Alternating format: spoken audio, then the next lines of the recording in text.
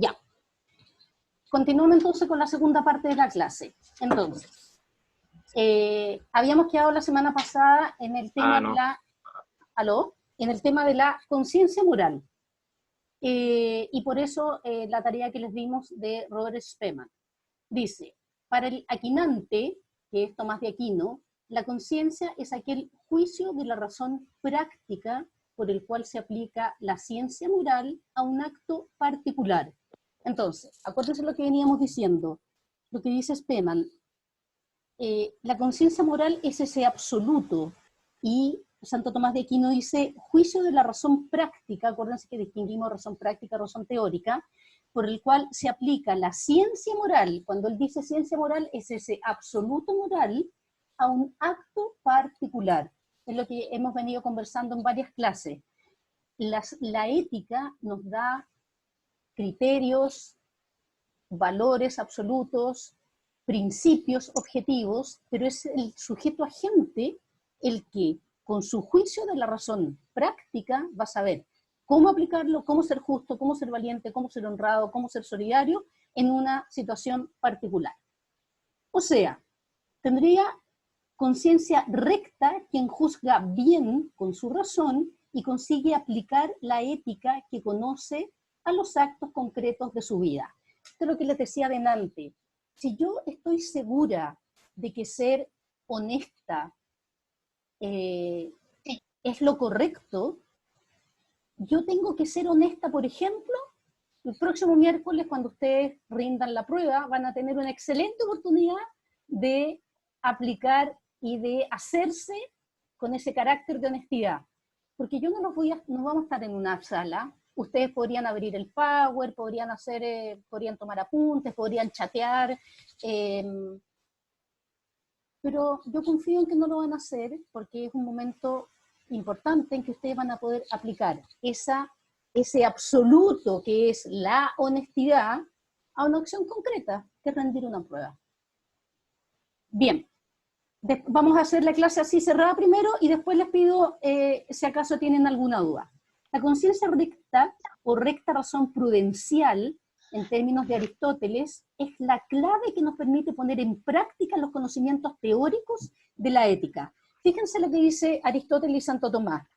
La razón prudencial, el juicio práctico en el minuto, porque si yo no tengo conciencia y yo me guío por mis inclinaciones, por mis intereses del minuto, yo podría estar chateando por el celular, tenerlo aquí al lado y decirle a mi amiga, oye, la 7, ¿qué pusiste? ¿La A o la B?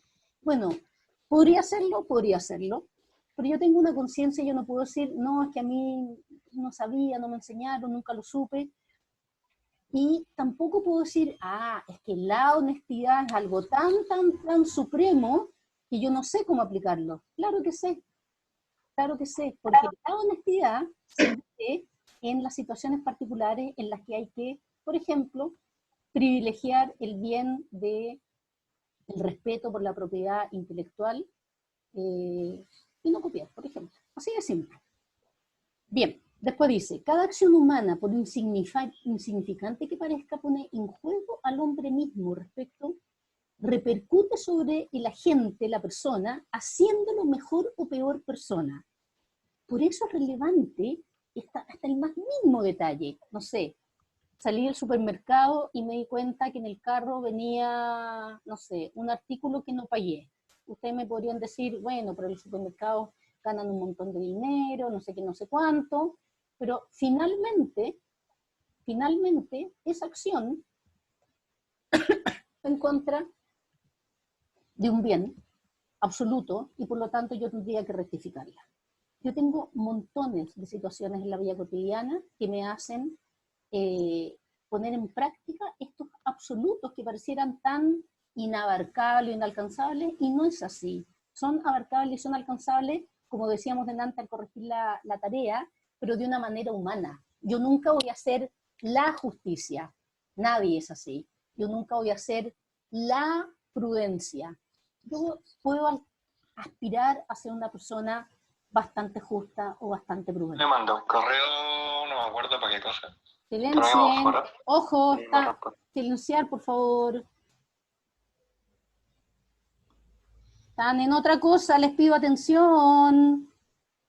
Al que estuviera en otra cosa. Bien. Acá en la nota dice, por ejemplo, quien mata injustamente se hace asesino. Quien libremente decide no gastar su dinero en cosas innecesarias se hace austero. Quien decide levantarse antes para estudiar se vuelve forzado. Incluso quien decide comprarse un café para estudiar está tomando una decisión que lo modela según su modo, que lo modela de algún modo, ¿no? Y así con tantas otras de nuestras acciones libres. Si yo decido, por ejemplo, irme a estudiar al parque de la universidad, o a la cafetería, o a la biblioteca, también me estoy modelando. Bien, después, dice, conciencia moral y acción humana. ¿Es entonces culpable quien posee conciencia errónea? La conciencia errónea es tener como absoluto un disvalor, algo que en realidad no es absoluto. Aristóteles, junto con otros filósofos contemporáneos como Scheler y von Hildebrand, sostienen que el hombre es, en importante medida, responsable de la rectitud de su razón o de su conciencia.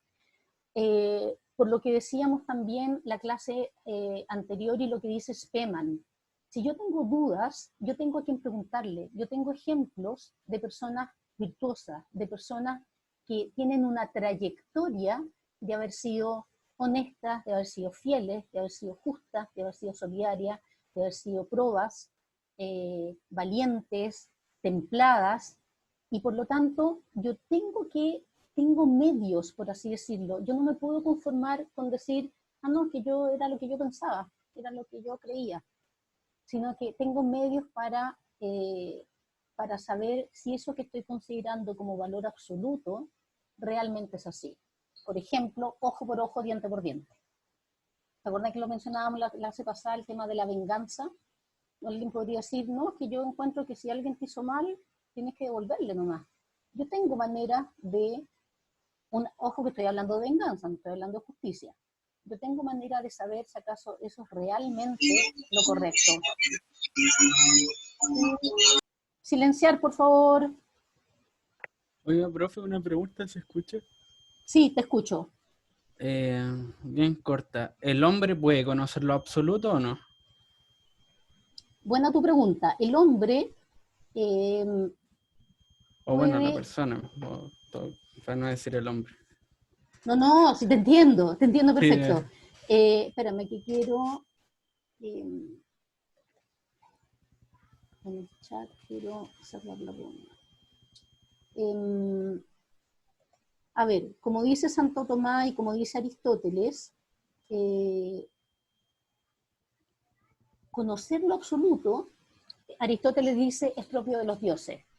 Y Santo Tomás, bueno, eso sería la sabiduría eterna que la tendría Dios. Ahora, en un plano natural, el hombre puede alcanzar una definición universal y objetiva. Acuérdense, tengan siempre presente esto que yo les digo de lo objetivo, porque ahí es donde yo alcanzo ese grado de absolutez. Cuando salgo de mis inclinaciones, de mis intereses, ahí alcanzo un grado de absolutez. Por favor, los micrófonos silenciados. Entonces, lo absoluto, en forma absoluta, no, pero estamos hablando de moral, pero una definición universal de prudencia, de justicia, de templanza, efectivamente sí se puede alcanzar. Y eso es lo que estamos hablando como absoluto, que lo define Aristóteles, y Aristóteles es precristiano. Y muchos otros filósofos contemporáneos, cuando hablamos de justicia, cuando hablamos de templanza, esos son los absolutos. Y podemos alcanzar una buena definición universal de en qué consiste esa virtud. Uh-huh. ¿Sí? Pero, por ejemplo, si es que yo, en el caso hipotético, o alguien llega a conocer ese absoluto, ¿cómo sabe que es realmente el absoluto? Así como en Delante están hablando del infinito y no sé qué. ¿Cómo yo Ya. sé que ese es mi absoluto? Que eso tiene que guiarse por todas las personas. Porque al final, si es un universal y al mismo tiempo un absoluto, las personas deben regirse por eso y nada más que por eso. Sí, en la medida en que lo No sé si me internalicen explico. en la medida en que lo internalicen en su conciencia. A ver, mira, yo te entiendo tu inquietud porque es muy entendible, pero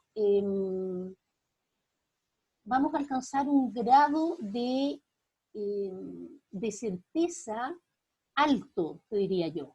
Yo te digo, la justicia consiste en darle a cada uno lo que pida cuando quiera. Va a sonar raro. Yo digo, la justicia consiste en darle a cada uno, de acuerdo a sus necesidades, considerando las circunstancias y los bienes de los que se disponen, me puedo acercar un poco más. Es por hacerte el ejercicio solamente de que efectivamente, y yo puedo estudiar, hay bibliografía, hay muchísima de la tradición, que es la que nosotros estamos viendo, que es la aristotélica tomista, que me van definiendo las virtudes, me van ayudando eh, y me van ayudando a definir cada día mejor esas virtudes. Ahora, yo puedo ir a los textos, pero en general uno tiene una noción, por ejemplo, de lo que es la fidelidad. Por ejemplo, la fidelidad con una amistad. Yo voy a ser fiel a esta amistad en la medida en que no voy a hablar mal de ella con nadie y no voy a revelar sus secretos.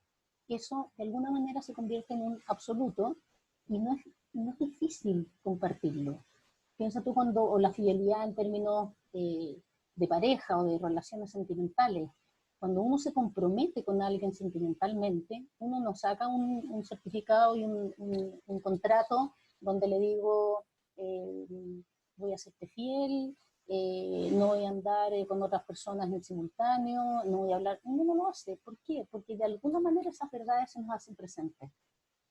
Y sí te encuentro razón también en que en general uno no se dedica como a definirla, uno no empieza a ver la honestidad o la fidelidad consistente, sino que de alguna manera, por eso aquí vean el tema de cómo se han ido internalizando, pero uno llega como a una definición y a una certeza interna. Por eso hiere tanto, por ejemplo, una infidelidad, porque sabemos lo que es la fidelidad. Pero, por ejemplo, o Ah, sea, así como va a terminar, igual, gracias. Si la conciencia y todo esto a través del tiempo va mutando, jamás podremos tener conciencia de algo. O sea, como certeza absoluta de Es que algo. Así. acuérdate lo que dijimos, lo que evoluciona es la manera, la forma, el modo, la circunstancia, los desafíos que me pone la cultura en relación con valores que siguen siendo absolutos. La fidelidad Claro. en la Edad Media y la fidelidad en la actualidad, quizá en la Edad Media no se podía ser infiel por, no sé, por computador. En la actualidad sí se puede, pero la fidelidad sigue siendo la fidelidad. O quizá en la Edad profe, Media, Entiendo. no, en la Edad Media no se podía robar, un ejecutivo de banco no podía robarle a sus clientes a través de un sistema computacional, ahora sí. Pero sabemos que el ejecutivo o el que le da media le cuidaba los bienes al otro, tenía que resguardar la probidad y el bien del otro. Chicos, ¿les parece que avancemos un profe, poco? es que yo tenía como una pequeña acotación a lo que preguntó él. Cuéntame. Es que Sócrates dice que como para conocer algo absoluto, uno tiene que ser un sabio, Sí, pero en sí uno nunca llega a ser sabio porque no hay verdades absolutas. yo te diría que uno nunca llega a ser sabio por las limitaciones humanas, pero sí hay No, verdades no, sí, absolutas. pero como Sócrates lo vio, él decía que no se podía llegar a una verdad absoluta porque nunca Ah, se iba a conocer todo. bueno, sí, porque Sócrates es muy Entonces, humilde. como que Sí, también decía que la ignorancia no te hacía menos sabio, sino la ignorancia se llevaba un saber, Sí, pero que porque, ese saber nunca ha sido saber absolutamente. sí, es Entonces, con verdad. lo que él sería como, no sé, por la perspectiva que vea, si ve por filósofos, ¿Sí? éticamente no se podría llegar a una verdad absoluta A ver, o a saber algo absolutamente. Por lo mismo, porque cambian las verdades. Por ejemplo, en todas las personas, la verdad puede ser cambiada por el uso de la razón, es que y que mira, también, por ejemplo, no son los mismos modelos como a seguir, ¿no? Los valores de algunos no son iguales. ya, Entonces, mira, como Sócrates lo veía, no podía haber como una verdad absoluta. ya, mira, lo que Sócrates dice, de hecho Sócrates es el primer objetivista moral. Sócrates discute con los sofistas, que son los relativistas. Por lo tanto, Sócrates, si bien no dice que en todos sus diálogos se llegue a una verdad completa, sí dice que justamente es tarea del filósofo pasar de las acciones a, perdón, pasar de la definición por acciones a definición teórica. Eso es lo que Sócrates busca en todos los diálogos. Sí, cuando le pregunta a Hipias o a Cármides o a Protágoras o cualquiera sobre una virtud, justamente lo que hace Sócrates es decirle, pero hay que pasar de la situación, del hecho, de la persona, a un bien universal. Y yo te diría que Sócrates, por una cuestión de método, dijo que siempre se podía seguir indagando en una verdad, Sí. pero él es absolutista moral. De hecho, es el primer absolutista moral que discute con los sofistas, que son relativistas. ¿Ya? Gracias, Bien, muchas gracias. de nada. Bien, continuemos. Entonces, eh, ¿por qué si yo no elijo, por qué si yo no elijo cómo juzgo las cosas? Dice conciencia moral y acción humana. Ah, ya, perdón, le estaba leyendo mal la primera. ¿Por qué si yo no elijo algo, por ejemplo, cómo juzgo las cosas? Justamente porque cada una de nuestras acciones nos vamos haciendo nosotros mismos de un modo, más o menos rectos, más o menos sensibles, para captar el bien, mejor o peor dispuesto para ver los valores morales. Entonces, aquí la pregunta en realidad no está bien, no está del todo clara, está bien, pero no está del todo clara, yo creo, y puede inducir a un error, pero el punto es el siguiente: ¿cómo juzgo yo las cosas? Dice, en cada una de nuestras acciones nos vamos haciendo a nosotros mismos de un determinado modo, lo que hemos dicho de formar el carácter moral, más o menos rectos, más o menos sensibles, para captar el bien, mejor o peor dispuestos para ver los valores morales, etc. Es decir, aunque yo no sea un juez universal que lo pueda juzgar todo, en las acciones yo sí puedo ir juzgando, aunque sean pequeñas, aunque, no sé, estoy en una heladería y en realidad tengo bastante recursos y hay una amiga que me está pidiendo que le preste dinero para comprarse un súper helado y yo en realidad digo, no, no lo voy a hacer. Perdón, chicos, se me está acabando la batería, un segundo.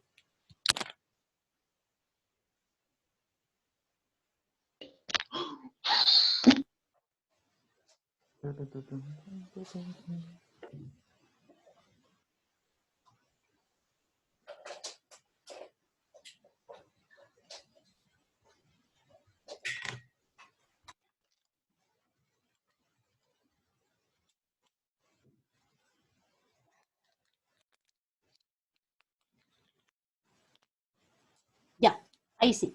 Bueno, entonces, lo importante de esto de la acción humana es precisamente eso, que yo efectivamente tengo la posibilidad de ir juzgando mis acciones, sean pequeñas o sean grandes. Una cosa que, una cosa que siempre pasa con ética, que uno cree que está hablando de tremendas acciones, de, no sé, la situación de un soldado que se ve en una disyuntiva, en una guerra. En general, nosotros como simples ciudadanos nos vemos enfrentados a dilemas cotidianos que tienen que ver con la honestidad, digo o no digo esto, porque a lo mejor si lo digo no sé, alguien se puede enojar, pero sé que es la verdad, y puedo juzgar, y lo que nos pesa no haber dicho, por ejemplo, una verdad, o no haber defendido a alguien que veíamos que lo estaban hablando mal de él, y yo me quedé callada para evitar un problema. Yo soy capaz de juzgar, y en la medida en que voy juzgando y voy realizando acciones, me voy haciendo de esa determinada manera. Por eso es tan importante la conciencia moral, porque nos, por un lado, orienta la conducta y también nos juzga. Nosotros mismos nos juzgamos.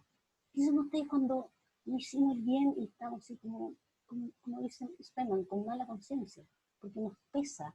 Y uno dice, ay, me liberé de este peso que tenía. Piensan ustedes que hasta se siente físicamente.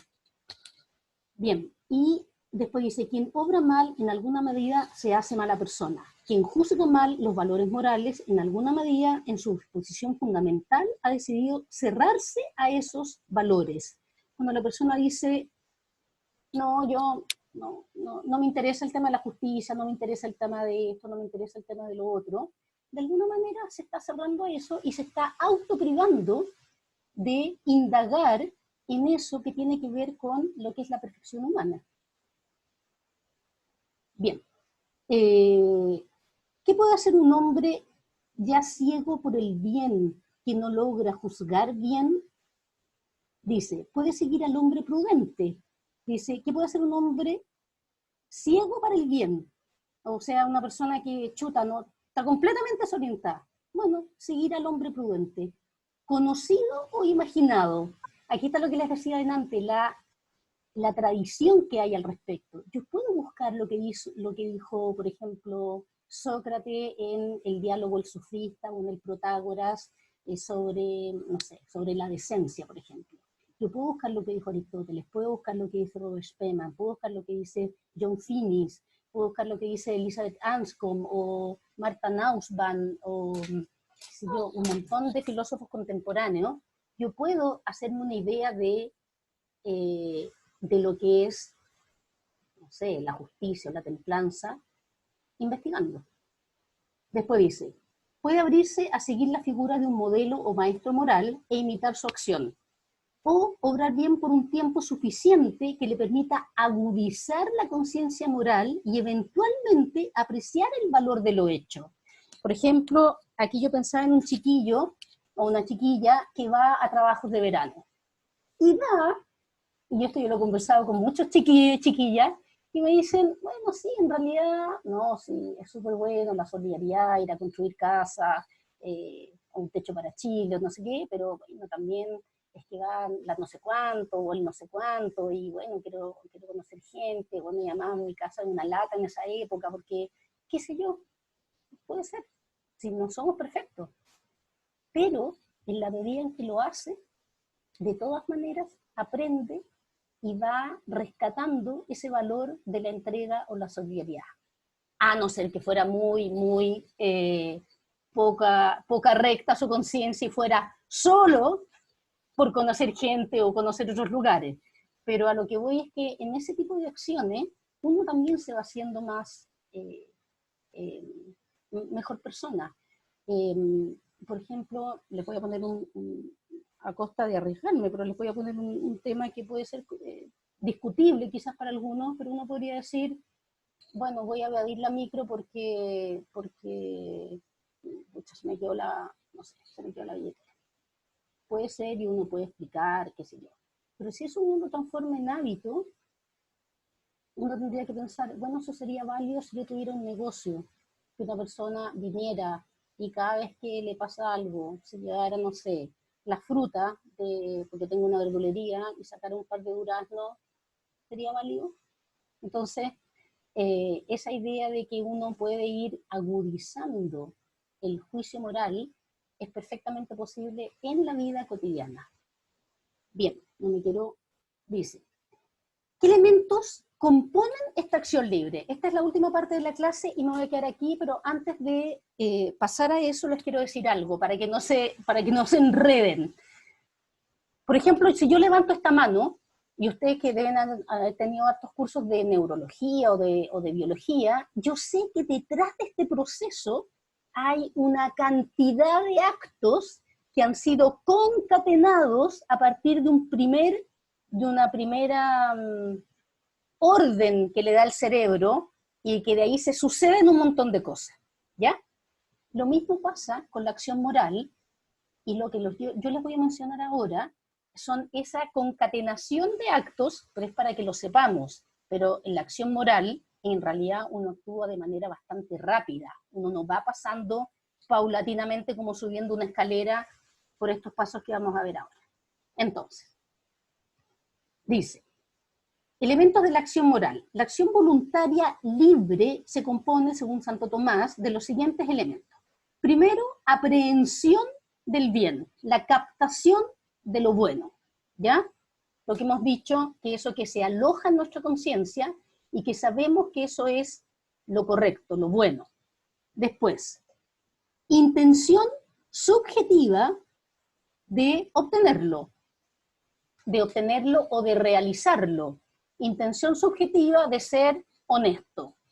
Deliberación de los medios. O sea, a ver, ¿cómo puedo ser honesto aquí? ¿Con qué medios cuento? Consentimiento del medio más conveniente. Ahora que estamos a puertas de una prueba, lo que yo les decía, yo puedo ser honesta, por ejemplo, cerrando todos los otros medios, cerrando el iPad, cerrando la tablet, cerrando el celular, haciéndome un contexto que me permita ser honesta, porque uno también es débil. Elección de ese medio consentido.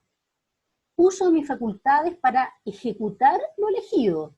Ojo, porque a veces, no en la acción más espontánea, pero a veces uno se queda en la deliberación y no llega a la acción. Ahí no hay acción virtuosa. Spemann dice, uno no puede estar, no sé si se acuerdan en el capítulo, Spemann dice, uno no puede estar pensando todo el tiempo. Llega un minuto en que uno tiene que actuar. Imperio, esto se llama el automandato. O sea, voy a hacer esto y lo hago. Y por último, el goce, deleite en el bien conseguido. Aunque ese deleite no sea quizá tan sublime, sí deleita. Cuando uno hace una buena acción, le queda un resabio, acuérdense que yo les he dicho las acciones inmanentes que quedan en nosotros, nos queda ese gusto que tiene que ver con un deleite interno, con un deleite espiritual, con un deleite por haber hecho algo bueno. Por ejemplo, mi compañera estaba al lado y se le veía toda la prueba, y yo no la miré porque hice todo esto, y dije, no voy a mirar, y me las voy a arreglar con mis conocimientos, y voy a estar satisfecho de eso. Dice, presencia, aquí vamos a un ejemplo que tenemos acá, dice, un peatón desconocido se tropieza en la calle y queda tumbado en el suelo y voy a ayudarlo. Así de simple. Yo veo una señora de edad que va saliendo del supermercado o del banco, donde sea, y se tropieza y se le caen todas las cosas. Y uno, ¡pum!, va y trata de ayudarlo. Eso no es instinto. Eso es una acción deliberada. Aprehensión del bien, intención, deliberación, consentimiento, elección, uso, imperio, goce. Y la ayudo y la persona probablemente va a estar agradecida y yo a su vez voy a estar contenta o contento de haberle hecho un bien. Entonces, bien, se va a acabar el tiempo. Antes que se acabe, la próxima clase, por favor traigan preguntas preparadas. Nos vamos a conectar a las 15:10 porque vamos a hacer en el primer módulo un repaso para la primera solemne, ¿ya? Y en el segundo módulo, la solemne. Cuéntame. Profe, ¿podría repetir? Lo que pasa es que justo como que se le cortó. Ya. La próxima clase, se los voy a mandar de todas maneras, nos juntamos a las 15:10 por Zoom para hacer un repaso de prueba, ¿ya? Y me gustaría que si tienen alguna consulta o duda, la trajeran preparada para que sea más eficiente ese primer módulo. Yo les voy a hacer les voy a explicar cómo hacer la prueba y les voy a poner ejemplos y situaciones que les pueden salir como tipo prueba, para prepararlo y para que se sientan seguros, ¿ya? Profe, ¿va a subir este PPT? Sí. ¿A Phoenix? Sí, por supuesto. Y el video también. ¿Algún temario? Sí, les vamos a subir el temario también. En principio, Gracias. hasta la definición de conciencia moral de Santo Tomás de Aquino. Esto que acabamos de ver, no. Hasta acá, chicos.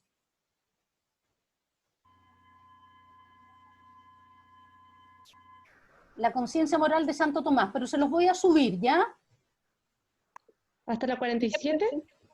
Es que no, es que va cambiando dependiendo, aquí dice 47, pero como yo se los voy cortando, se los voy entregando de a poco, yo se los voy a dejar, les voy a dejar por escrito en anuncios exactamente hasta dónde, ¿ya? Pero como les digo, en principio, hasta la definición de conciencia moral de Santo Tomás de Aquino. Va a ser de alternativas, pero con conocimiento y análisis de casos. ¿Ya? Sí, Profe, profe. Profe, gracias. Tengo otra duda sobre la tarea de hoy, que era de lo mismo de un caso. ¿Cuándo vamos a ver cómo nos fue en eso?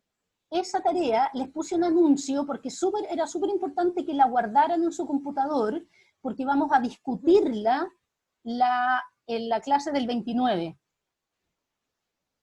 ¿Ya?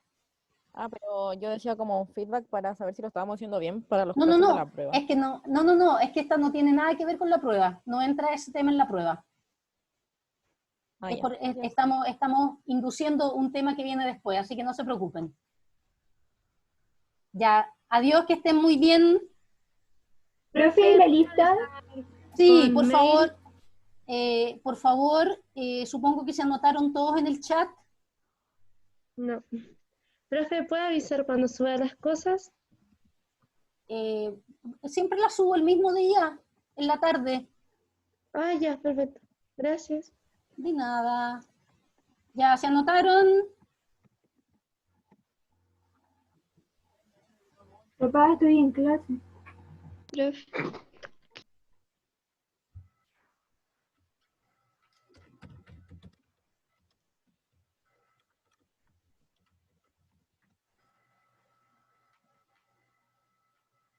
Ok. Profe, una pregunta, lo del libro al final, ¿usted no lo sube? Por eso lo voy a revisar y les cuento, ¿ya? El de Ah, ya, Guido. gracias. Sí, lo tengo anotado, no te preocupes. Sí. Ya, gracias, profe. De nada. Adiós a todos, que estén muy bien. Chao, gracias. Igual. Adiós. Gracias.